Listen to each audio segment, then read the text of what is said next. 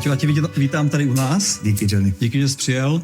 A zdravíme všechny diváky, filmany a vítáme vás u rozhovoru s Paťou Freemanem, hrdinou jednoho z dílů naše dokumentární minisérie Pešáci víry. Slovo hrdina je veľmi silné. Hrdina patrí tomu hospodinu. Verte či nie, naozaj ten dokument je o hospodinovi a já mu robím také křoví. Ale dobré křoví. Tak pojďme se o tom křoví chvilku bavit. Nech sa páči.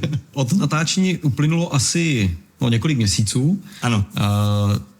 Jsi stále tak free, nebo se něco změnilo od natáčení? Myslím si, že ešte vyšší level free. Denná komunikácia s hospodinom ti otvára priestor k tomu, čo môžem žiť. A to je tá jeho prítomnosť. V mojom živote aj medzi ľuďmi, ktorých ja fakticky denne stretávam. Říkáš vlastně denní komunikace s Bohem. Co to pro tebe znamená vlastně? Meditácia.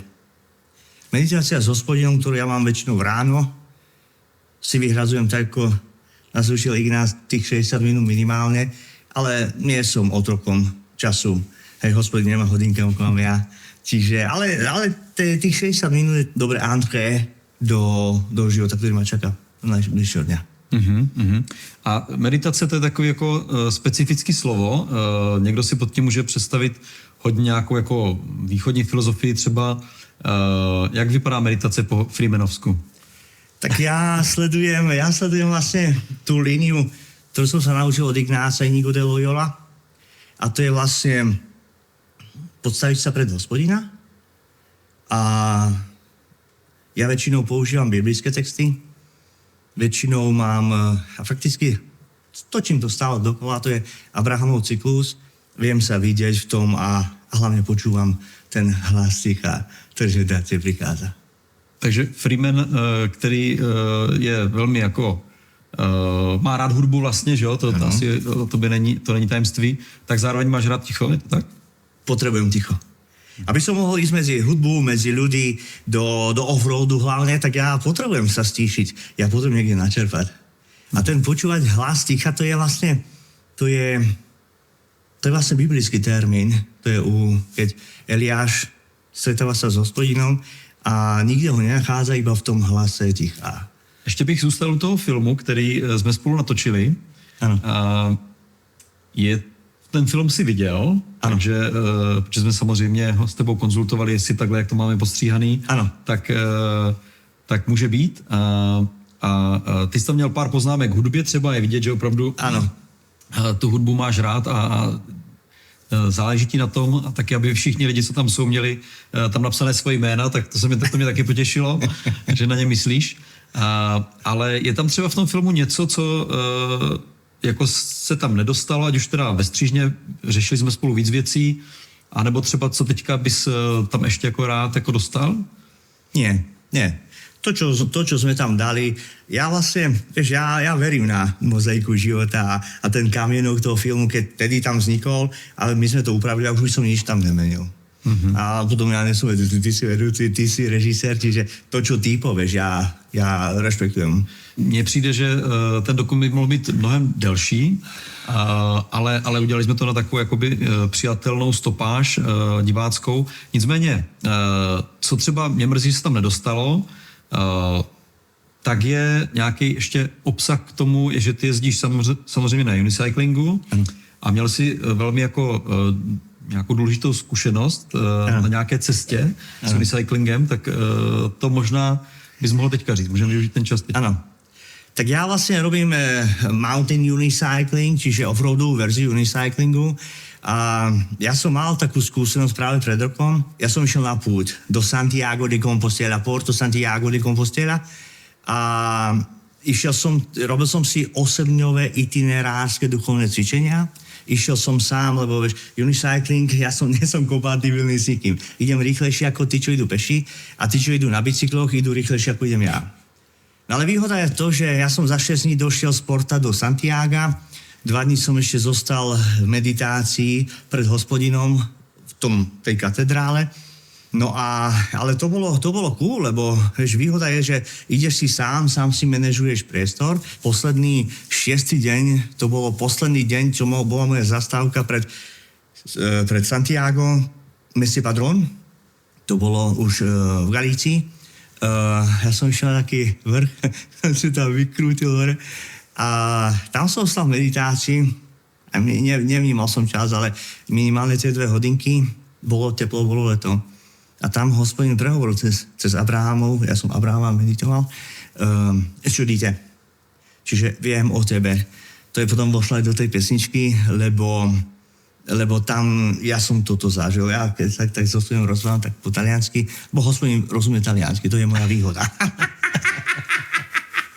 Takže toto je vlastne... A stretávaš ľudí práve aj na tomto stroji. A je to také, že... Je to aj taký... Nechcem povedať, že úplne apoštolská forma. Apoštol nechodí na unicyclingu, ale tí novodobí môžu chodiť. A vydávanie svedectva, keď sa mnohí pýta, ja som nikomu nehovoril, kto som. Ale keď sa pýtali, že čo robíš, tak som povedal vždy, že snažím sa robiť dobrý dojem. A okrem toho, tak som povedal, že som ako pádre. Tak a toto je sila. To, čo ja, vieš, roky aj tak zápasím, aj bojujem, aj proti tomu formalizmu a potom proti klerikalizmu. Čak aj pápa František, on povedal, že klerikalizmus, on naslal, že to je il mal, ale to je zlo, ktoré je v cirkvi. Takže trošku o tom, a keď sme rozprávali o tých misionároch, o jezuitov, prvých jezuitov, ktorí prichádzali, a tak ja tieto veci som mal načítané, asi 5-krát, 6-krát som videl film The Silence, takže dá sa to porovnať. Čo jediné, ja by som asi každému odporúčal, je práve tá otázka klerikalizmu, ktorý je naozaj zlo. Ešte si zmínil, že Hospodin prehovoril. Ano. Jak si to člověk může představit? Když řekneš, Hospodin prehovoril, tak to se jako lehko řekne, nebo jakoby řekne se to, ale mě by vlastně zajímalo, co to znamená pro tebe. Nebo jak to vnímáš? Ja som práve počul tie slovy, že ja som išiel aj tam, že mnohé veci som potreboval s Hospodinom poriešiť. A exercície je ideálny priestor na to, lebo si ty, Hospodin a nikto iný. Ja som potreboval aj veci, čo sa týka mojej budúcnosti. Vieš, kde ako človek sa potrebuje niekde zariadiť a on že, ale ja viem o tebe. A ty to nerieš. A jak sa to prejavilo? To totálny pokoj do duše. Ja si tam ten stôl veľký, kde som taký sedel, som si tak ľahol a taký veľký stôl, tak si na to môže ľahnuť, to tam nebol. A iba prírodu som videl. A totálny pokoj do duše. Asi to ľudsky neviem vysvetliť alebo opísať slovami, ale jedna bola emócia a ja som za emócióne. Vieš, s Hospodinom emóciu musíš mať. Hospodin nie je suchár. To je emócia. No a potom tie slova, sodite, viem o tebe. A ja som s takým pokojom duši odchádzal. Doteraz toho žijem. Je to rok a pár mesiacov, čo som to bol. Možno rok a pol už. Ale tá myšlienka vždy, keď niečo ťažšie príde a prichádzajú ťažké, samozrejme aj na príjmia, tak viem o tebe. Ale to strašne stačí. A potom to vošlo aj do tej pesničky. Dokonca do refrénu. Pre mňa je pokoj v duši, však to aj Ignác má v duchovných cvičeniach, ale druhá vec, že nedá sa dať presne návod, ako meditovať. Ja vždy som, aj keď som dával duchovné cvičenia, ja vždy som rozprával, že koľko je ľudí, toľko je spôsob meditácie. Ja vám ponúkam text, čiže inšpiráciu. To môže byť ako odrazovým mostíkom, ale forma, spôsob, každý si nájde vlastnú. A moja skúsenosť je vlastne takáto, keby chcel niekto akože o tom, že ako meditovať, tak postavíš sa pred Hospodina, prečítaš ten biblický text a skutočne necháš na seba pôsobiť a napríklad slovo, poviem jednu formu, že slovo, ktoré má osloviť. Ten Hospodin ti povie, že toto je to slovo. A ty normálne pri tom slove, normálne možno, keby si ho počúval niekde na liturgii, alebo čo, ani by ťa neoslovilo, ale tu ťa to osloví. A ty vieš, že toto je práve tvoje slovo. A s tým slovom zostaň. Nikde sa neponáhľaj. Ty máš čas. To nie sú nejaká úloha, že to všetko musí splniť. Toto je forma. A skúste, keď to skúsite, uvidíš, že je forma, že ten pokoj duši a Hospodina odpoveď a on odpovie na to, čo potrebuješ. Ja neviem, že just like that, že to vždy je takto. 5 dní som nemal odpoveď. Prišla na 6. deň. Som bol šťastný. My jsme vlastně o tom hovořili, ale teďka, když jsme vlastně v období adventu, nebo ten díl budeme to promítat a bude advent, takže jsme v adventu. Jaké je tvoje třeba prožívání adventu nebo nějaká rada, jak si ten advent jako lépe prožít? Vlastně už o tom teďka mluvíme, že ta meditace a jak u tebe vypadá, ale jestli třeba máš ještě něco speciálního jako pro advent? Nemám nič špeciálneho. Možno tá forma, že za posledné roky sa snažím skutočne ostrihať veci, ktoré boli formálne. Snažím sa ísť k jadru veci.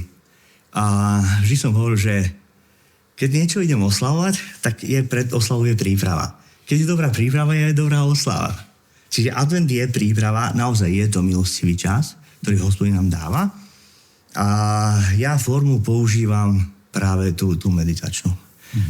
Texty, biblické texty od Izajáša, starozákonné, potom už keď povedzme, že kulminuje príprava, tak sú aj z Nového zákona, ktoré hovoria práve o narodení Ježiša z Nazareta. Čo sa týka Vianoc, tak tam pre mňa je len jedna jediná odpoveď. A to je Immanuel. Immanuel znamená s nami, El je Boh. S nami je Boh. To je celý message. Tak on, že message in the Bible. To je message, ja nepotrebujem iný message Vianoc.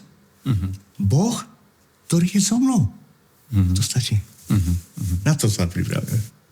Takže vlastně to tvoje prožívání Vánoc je, že to cítíš, že Bůh je s tebou, tak cítíš jako silněji třeba? Áno, lebo je to výnimočná pripomienka narodenia Ježiša z Nazareta a dávam tomu veľmi personálny akcent teraz. Vieš, ako hovorí starý sedeka, že nemô dať no náved. Nikto nedá to, čo nemá. A keď ja nemám vo vnútri, alebo nie som komfortný, nie som stotožný s tým, že Immanuel, že ten Boh je so mnou, tak ja to nemôžem dávať ďalej. To je také fejkové, to tí ľudia vycítia. Čiže preto najprv dobre sa pripraviť a potom kto bude mať záujem, tak samozrejme, že takou light version, takou formou freestyleov, to podá ďalej. A predstav si, a ver mi, že takí ľudia sú. A prídu, nájdu si to. A vedia o tebe. Ja som si myslel, že tí ľudia si ma nájdu. Ale nie je to tak. Ja som pochopil v jednej meditácii, že to je práve Hospodin, čo mi ich posiela. Nie je to moja. Čiže Hospodin ti posiela? Áno, Hospodin mi posiela tých ľudí. Málo, ale stačí. Že nie som mesiášom. Ale ja som len chcel povedať, že to nie je ani moja zásluha. Totálny akcent dávam na Hospodina, ktorý takto dokáže pôsobiť v živote človeka. Dávam priestor, aby Hospodin pôsobil v mojom živote. Toto je pre mňa akože tá alfa omega tiež. Ještě se vrátím, říkal, že v tom období adventu se snaží odstřihávat, nebo obecně jako odstřihávat ty formalizmy nějaký. Co to znamená vlastně? Napríklad, nehovorím, že to každý musí robiť, ale pre mňa, vieš, také aj otázka tých, povedzme, že tej vonkajšej, možno nejakej prípravy, aj tých, však to všetko je dobrá vec. Ale niekedy nepotrebuješ tie vence, tie sviečky a tie ozdoby a už tá nejaká aj tá farba, tá fialová, to všetko, čo k tomu sleduje, ja to teraz nepotrebujem. Viem normálne to vytesniť, lebo potrebujem ten biblický, ten message, to biblické posolstvo a to, že Boh je so mnou. Nie, že je tu. On je so mnou a to je bella differenza, to je dobrý rozdiel. Ono nás to vlastně dost směřuje celý ten advent a Vánoce jako do kostela, což je vlastně nějaký středobod, že jo, pro toho křesťana, ale přece jenom, jak ty vnímáš ten prostor kostela, po případě vůbec jako přítomnost Hospodina v kostele, anebo někde venku? Samozrejme, lebo vieš, tradícia, v ktorej my sme vyrástali, sme boli naučení, a to nie len, že ktorú my si pamätáme, ale povedzme, že aj úplne z histórie. Áno, je to všetko koncentrované na ten chrám murovaný. Ale pred tým chrám murované neboli. Tí presbyteroj, tí, ktorí boli pomocní tých episkopov, tých biskupov, oni chodili medzi tie rodiny. A tam sa oslavovalo vlastne pripomínal a oslavovalo práve narodenejšia Krista. No a každého pozývam. Poďte. Keď tam máme sú znúdenia, tak radšej ne. Radšej si urobím nejakú medicku doma, kontempláciu narodenejšia Krista. Ale všetci poďte do chrámu, Hospodin tam je prítomný. Ale nie len tam. Hospodin, to je duch, on potrebuje priestor. A chrám, áno, nájdeš ho tam. ale nájdeš ho inde. Já jsem dokonce slyšel nějakou jezuitskou větu, že Hospodin, ano, je i v kostele. Je v kostele. Je i v kostele. Okrem... Ja skôr teraz pôjdem medzi ľudí, ktorí sú na periférii, taká vyčlenená komunita, a to vlastne tí, ktorí naši, že homeless people, pôjde medzi nich a asi to je strašná, pozvali ma, strašná, tam je totálna úprimnosť, že tí ľudia sa na nič nehrajú.